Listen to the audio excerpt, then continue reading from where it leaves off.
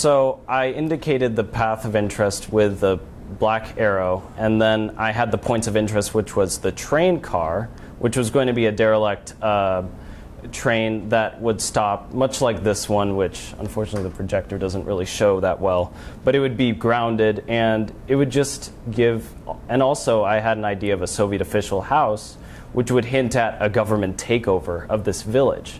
However, it would still be abandoned, and that I would have scratch marks and walls smashed in, and it would hint at something more menacing taking over the village. So I showed this to Mr. German, and he was very impressed, but he said that there was a major problem: overscoping.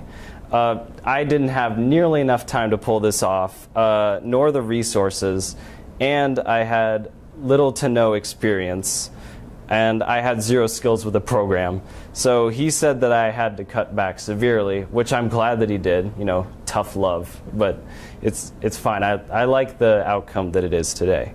So I decided then to make out a block out of the level, which is basically a rough draft or model of a level in development. And it doesn't necessarily include combat yet or post-production effects such as particle effects or those things, but it gives the basic level layout for the audience to observe and to build off of.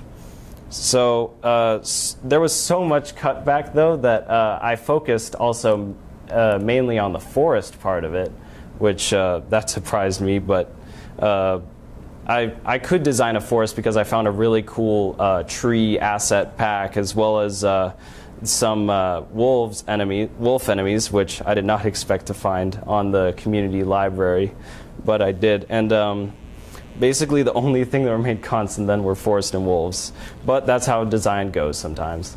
So the name Sweepster is known as the production name, which Mr. German says that it's actually a pretty smart idea to do that, in that you don't want to change your production name so many times so as to throw off your workers or everybody working on it.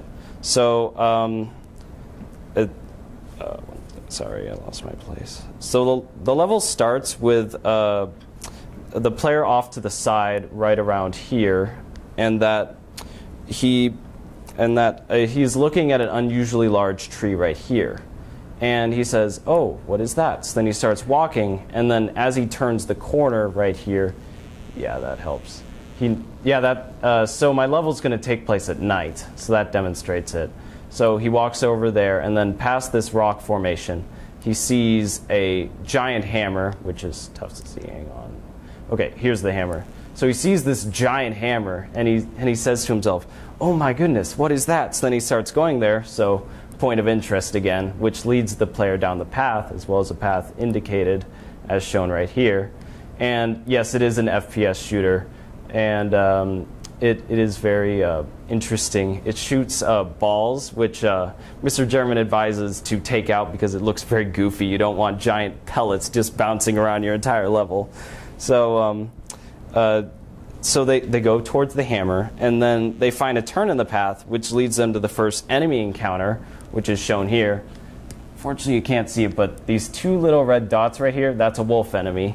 So it's waiting, and it gives the player the ability to learn the combat, as well as the basics of the game principles of fighting the wolves, which Mr. German was very impressed that I thought of this, because very commonly what first designers do is that they just throw in a whole ton of enemies to swarm the player, and the player doesn't even know what the shoot button is. So they die, and it's not a very enjoyable experience. And he also states that I allowed a big enough environment or layout to allow the player to move around and fight it. And he also stated that the scaling was very good, in that he felt that he was actually going somewhere throughout the game. Very commonly, the mistake is made of spacing out a tree right here and then way over here, so it feels as if that you're just trudging through quicksand or something. You just can't go anywhere. So he stated that my scaling was a perfect thing. And so they fight this wolf, and then they notice the mace here. So they go towards it as well, and then they notice an old fountain, which it would be dried up, which gives evidence that this place is abandoned. And the giant objects as well hints at a giant being, perhaps. some sort of magical encounter. So they go to the fountain area, which is overrun by wolves. Unfortunately, you can't see it.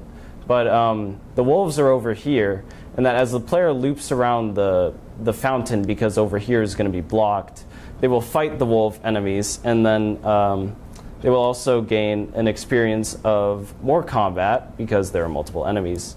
And they will have to experience the hardships of fighting with a fountain in the way, blocking their view. And so then they notice the opening of a cave, which will be illuminated. I actually included lights here. I'll change those to torches to better fit the mood, which Mr. German also said is a very important thing when discussing level design, is the overall atmosphere that the game offers. In that you don't want a magical forest right in the middle of a giant bustling city. That's a very big extreme, but it's true. I have sci-fi benches, which seem a little bit unfitting, but unfortunately that's the assets that I have. So so then they go into the cave, and then they see a large switch. So they'll flip it, and then it causes a deep rumbling sound. So I'll include a sound into the game, which will it's going to provide an aesthetic experience, as well as a dark forest that sets the atmosphere better. And then so the particle effect of the wall with the rocks moving, and then the particle effect will move, and then the player will turn, and then a stone door will fall away, and then this giant creature will await them, a giant wolf, and then thus initiates the final boss fight. And it's a fight for the player's life. And while entering the cave, I included a drop-off, which is commonly a cutoff point for the player, which prevents them from going back and cheating the system of, hiding behind this and then shooting at the enemies. So from this experience, I learned the basics of level design, as well as to challenge myself to think creatively and apply a story to a situation where I really couldn't focus on gameplay because I didn't know coding that well. So I didn't have enough time to implement enemy AI, which I possibly will, though, going forward. It'll be a stretch to do it before Monday, but I probably can. And then I feel as if that I am better able to think critically about creatively challenging concepts since working on the task, and that it has challenged me also to learn a completely new program and to start from scratch. So why do it? So the level is basically a source of entertainment for people, which is what video games are for. It's a means of escape for some people from the daily stresses of their life, and that it's meant to communicate a story to an audience like a movie, except it is fully interactable. If you don't have a good story or you don't have good gameplay, people don't really get attached to your game, and it doesn't sell as well. It's all about the sales. So it may not be complete, but I feel as if that I've made a basic level block out with very limited resources, assets, and a crunch for time, as well as my own lack of experience. And with more hours put into this project, it will serve as a great level design template and to show that I at least know the basics of Unreal Engine. And I'm proud of what I've made since before this year. Again, I've never even thought of level design as a possibility, but I feel as if that I've successfully done the impossible. So by both researching extensively about the subject of video game design, as well as trying my hand at creating a level, I feel as though this is a field of interest for me going into college. I am aware of many other paths that video game design offers besides level design, so I have a plethora of options moving forward, such as programming, if I ever learn it, and artistry, and even though I can't really draw, but level design is a very strong possibility for me. So I plan to attend Texas A&M University under the visualization program, which interestingly is under the College of Architecture.